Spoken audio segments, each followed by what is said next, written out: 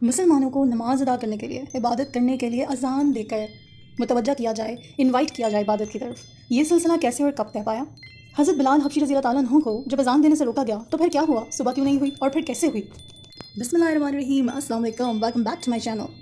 تو ویڈیو کے شروع میں آپ جان ہی چکے ہیں کہ آج اس ویڈیو میں ہم کیا بات کرنے والے ہیں۔ کتنے آرام سے کہتے ہیں اذان ہو رہی ہے، نماز پڑھنی ہے۔ اذان صرف نماز کی طرف بلاوا ہی نہیں، بلکہ اگر ہم یہ سوچیں کہ اللہ تعالیٰ ہمیں پکار رہے ہیں، اللہ سے ملاقات کا وقت ہے، تو دل محبت سے لبریز ہو جاتا ہے۔ لیکن کیا آپ جانتے ہیں کہ اس خوبصورت سلسلے کا آغاز کیسے ہوا؟ اور وہ کون تھا جس کی خوبصورت آواز سن کے جنت کے دروازے تک کھل جاتے تھے؟ اسلام میں اذان عبادت یعنی نماز کی طرف ایک پیغام ہے۔ ہر روز 5 مرتبہ دنیا بھر میں یہ ندا سنائی دیتی ہے، انسان کو اس کے اصل مقصد کی یاد دلاتی ہے۔ جب مدینہ میں مسلمانوں نے مسجد نبوی کی تعمیر کی تو اب یہ سوچنے لگے کہ بھئی نماز کی طرف لوگوں کو کیسے بلایا جائے؟ ہر انسان، کوئی مارکیٹ میں اپنے بزنس پر ہے تو کوئی کہیں اور ہے، لیکن سب کو ایک ساتھ کیسے بتایا جائے کہ یہ نماز کا وقت ہے، آئیے نماز پڑھیے۔ صحابہ نے نبی پاک حضرت محمد مصطفیٰ صلی اللہ علیہ وسلم کو کئی طریقے بتائے۔ کسی نے کہا گھنٹی بجاتے ہیں، کسی نے کہا آگ جلاتے ہیں، لیکن یہ سارے نان مسلم طریقے نبی پاک صلی اللہ علیہ وسلم کو پسند نہیں آئے۔ اسلام منفرد تھا اور اس کا طریقہ بھی بلانے کا منفرد ہی ہونا چاہیے تھا۔ پھر حضرت عبداللہ بن زید رضی اللہ تعالیٰ عنہ کو ایک روحانی منظر میں اذان کے لفظ سکھائے گئے۔ آپ نبی پاک صلی اللہ علیہ وسلم کے پاس تشریف لائے اور انہیں تمام خواب کا قصہ بتایا۔ حضرت محمد مصطفیٰ صلی اللہ علیہ وسلم نے جب اس خواب کے بارے میں سنا تو ارشاد فرمایا، یہ خواب حق ہے، بلال کو سکھاؤ، وہ اذان دیں گے۔ اور کچھ صحابہ کا بلال کی آواز پہ، ان کی آواز کو سننے کے بعد ان کا شوق ایسا تھا کہ انہوں نے خود بھی یہ ریکمینڈ کیا کہ بھائی بلال جو ہیں وہ آگے آئیں۔ حضرت بلال حبشی رضی اللہ تعالیٰ عنہ اسلام کے پہلے مؤذن۔ حضرت بلال وہ معزز اور عظیم ہستی ہیں جنہوں نے اسلام کے لیے اپنی جان کی بازی تک لگا دی تھی۔ جس کے وہ غلام تھے امیہ بن خلف نے پتھروں پر لٹا دیا تھا ان کو، اور ان کے اوپر وزن رکھ دیا تھا سزا کے طور پر، کیونکہ لوگ تیزی سے اسلام کی طرف مائل ہو رہے تھے۔ اور بلال حبشی کا بھی کچھ یوں ہی حال تھا، ایمان لے آئے تھے اور آہد کہہ رہے تھے۔ جب ان کی یہ کنڈیشن تھی جس وقت ان کے اوپر ظلم کیا جا رہا تھا، تو اللہ ایک رب، ایک اللہ اس طرح سے وہ کہہ رہے تھے۔ تو یہاں آپ ان کا اللہ پر ایمان اور اللہ سے محبت دیکھیں کہ ان کے پر ظلم و ستم ڈھائے جا رہے ہیں، مگر وہ ایک اللہ، آہد، ایک اللہ، بس یہی کہے جا رہے تھے۔ جب مسلمانوں نے یہ سب دیکھا، اپنی آنکھوں سے دیکھا، تو ابو بکر صدیق رضی اللہ تعالیٰ عنہ نے غلام بلال رضی اللہ تعالیٰ عنہ کو آزاد کروا لیا۔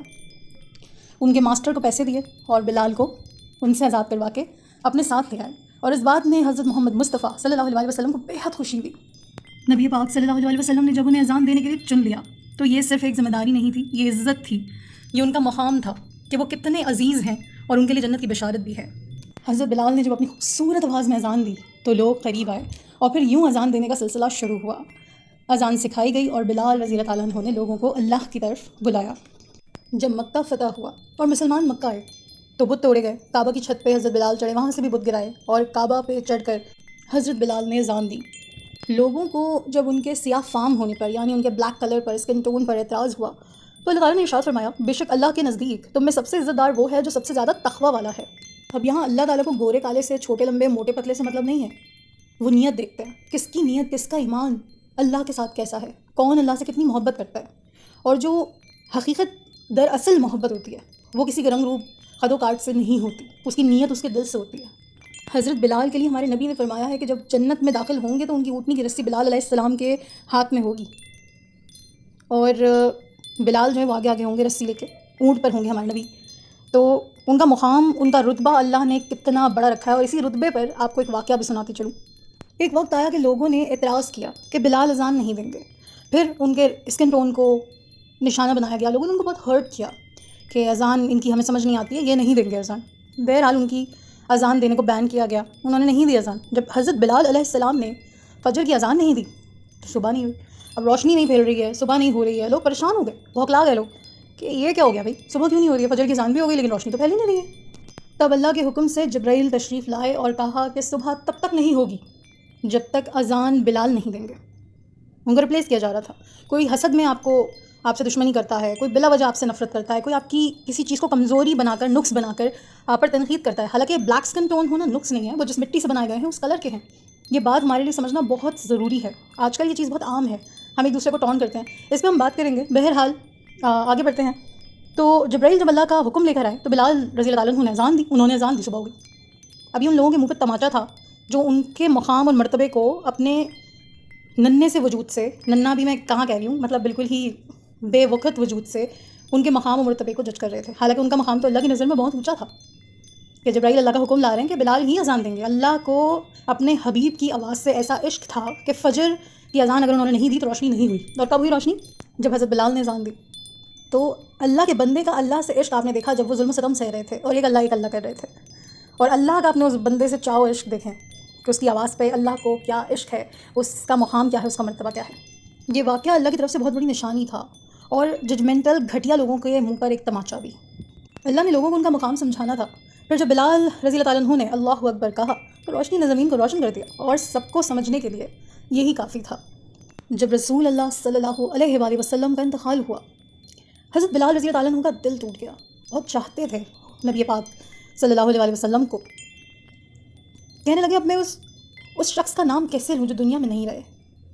ان کا نام لیتے ہوئے ان کے دل کی کیفیت کیا ہوتی ہوگی. اذان میں ان کا نام آتا ہے نا، اشہد ان محمد رسول اللہ. جب اذان میں محمد صلی اللہ علیہ وآلہ وسلم کا نام آیا تو تمام مدینے کے جو لوگ تھے وہ زار و خطار روئے. ان کو لگا کہ جیسے نبی پاک دوبارہ زندہ ہو گئے. تو یہ محبت، یہ چاہت کہ ان کا نام سن کر کس طرح سے لوگ روئے. تو بلال رضی اللہ تعالیٰ عنہ نے اذان دینا چھوڑ دی. انہوں نے جب یہ کیا تو وہ مدینے میں نہیں رہے، مدینہ چھوڑ کر سیریا چلے گئے، شام چلے گئے. ان کو کئی صحابہ نے کہا کہ نہیں بلال اذان دو. ان سے جب زبردستی اذان دلوائی گئی تو پھر میں آپ کو یہ واقعہ بتا رہی ہوں کہ مدینے کے لوگ رونے لگے محمد صلی اللہ علیہ وسلم کا نام سن کر. آج اذان ہوتی ہے، اذان کا جواب دینے کا بڑا اجر ہے، اس کو سننے کا. ہم اذان کو بس اذان کہہ کے ٹل جاتے ہیں. اذان ہو رہی ہے، اچھا نماز پڑھنی ہے، ٹھیک ہے، اوکے. اذان ہو رہی ہے، اذان ہو رہی ہے. کتنا سمپلی ہم کتنے آرام سے کہتے ہیں. میں ایسا نہیں کہہ رہی کہ کوئی وضو کر کے بیٹھیں اور اذان بولنے سے پہلے بھی کچھ ورد کریں. میں ایسا نہیں کہہ رہی. اس کو پلیز پازیٹیو لیں کہ آج جب اذان ہوتی ہے ہم بزی ہوتے ہیں، اس وقت کام کر رہے ہوتے ہیں، بہت سے لوگ موبائل میں لگے ہوتے ہیں، بہت سے ٹی وی دیکھ رہے ہوتے ہیں، شاپنگ، گپ شاپ، یہ وہ. کچھ لوگ اس طرح احترام کرتے ہیں کہ ٹی وی کی آواز کو بند کر دیتے ہیں، اذان کا جواب دیتے ہیں. ایسے بھی لوگ ہیں. مگر بہت سے لوگ ایسے ہیں جن کو کوئی فرق نہیں پڑتا ہے. اذان ہوتی ہے، وہ ٹی وی کا والیوم بڑا ہوا ہے، بس لگے پڑے اپنی مستی میں. تو اگر ہم اذان کو اس طرح سے دیکھیں جو اس کا دراصل مطلب ہے تو دل ہلا دے اذان. اللہ اکبر، اللہ اکبر، اللہ سب سے بڑا ہے. اشہد ان لا الہ الا اللہ، میں گواہی دیتا ہوں کہ اللہ کے سوا کوئی معبود نہیں. اشہد ان محمد رسول اللہ، میں گواہی دیتا ہوں کہ بے شک محمد صلی اللہ علیہ وسلم اللہ کے رسول ہیں. حی علی الصلاۃ، آؤ نماز کی طرف. حی علی الفلاح، آؤ کامیابی کی طرف. اللہ اکبر، اللہ سب سے بڑا ہے. لا الہ الا اللہ، اللہ کے سوا عبادت کے لائق کوئی نہیں. ہم جب اس کے مطلب پہ غور کرتے ہیں نا کہ آؤ نماز کی طرف، آؤ کامیابی کی طرف، اللہ بہت بڑا ہے، تو دل کی حالت ہم سمجھ سکتے ہیں، اور ہر مسلمان، ہر مومن، ہر ایمان رکھنے والا سمجھ سکتا ہے. لیکن آپ کو ایک بات بتاؤں، جب اذان ہوتی ہے نا اور دل میں یہ خیال آ جائے، اس وقت مردود اپنا کام نہ کرے، آپ کو نہ بہکائے، آپ کے آس پاس نہ بھٹکے اپنی ڈیوٹی پوری کرنے کے لیے، اور آپ کے دل میں، آپ کا ایمان اتنا تازہ ہو کہ آپ کے دل میں یہ خیال آئے کہ اللہ کی پکار ہے، ہی از کالنگ.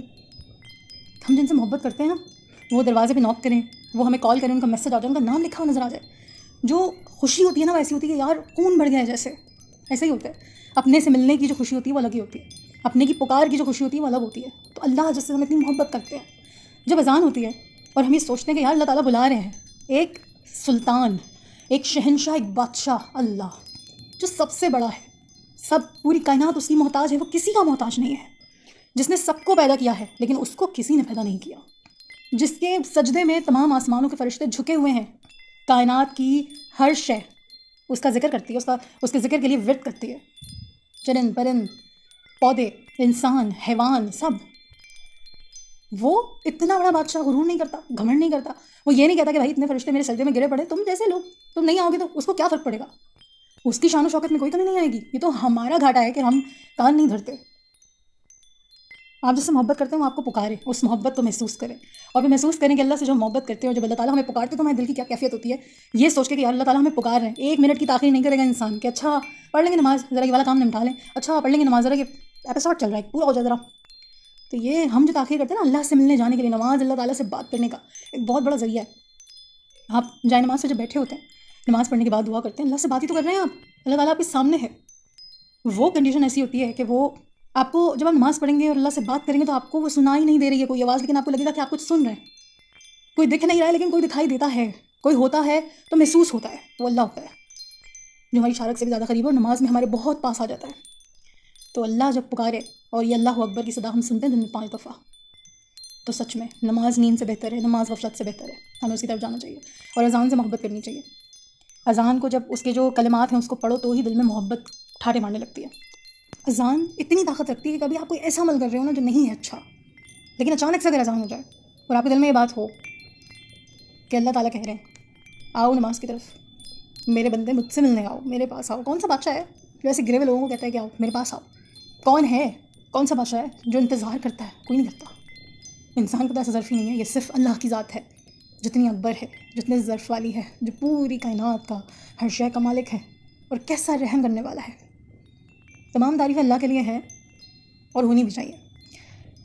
تو اذان اللہ کی پکار ہے، اور اللہ تعالیٰ جب بلائیں تو پھر اللہ تعالیٰ کو جواب بھی دیں اور اللہ تعالیٰ کی طرف دل سے جائیں، اور شیطان مردود کے منہ پہ تماچا دیں، کیونکہ وہ نہیں چاہتا کہ آدم کی اولاد اللہ تعالیٰ کو یہ بتائے کہ اللہ تعالیٰ ہم شیطان کے ایجنٹ نہیں ہیں، ہم آپ کو فخر کرنے پہ مجبور کر دیں گے ہمارے اوپر. تو ہمیں ایسا کرنا چاہیے. آئی ہوپ یہ ویڈیو بلال رضی اللہ تعالیٰ عنہ کی کہانی، ان کی قربانی، ان کا مرتبہ مقام آپ کو جان کے بہت خوشی ہوئی ہوگی. اور اذان پر ہم نے غور کیا کہ کیسے یہ سلسلہ اس کا آغاز ہوا، اور کتنی خوبصورت ہے یہ صدا کہ ایک رب کائنات، اس کائنات کا شہنشاہ، مالک، اتنا بڑا بادشاہ ہمیں خود کہتا ہے، اپنی طرف بلاتا ہے. اور نماز میں دل کا سکون ہے بے شک. چینل کو سبسکرائب کریں، ویڈیو کو لائک کریں. اللہ نگہبان.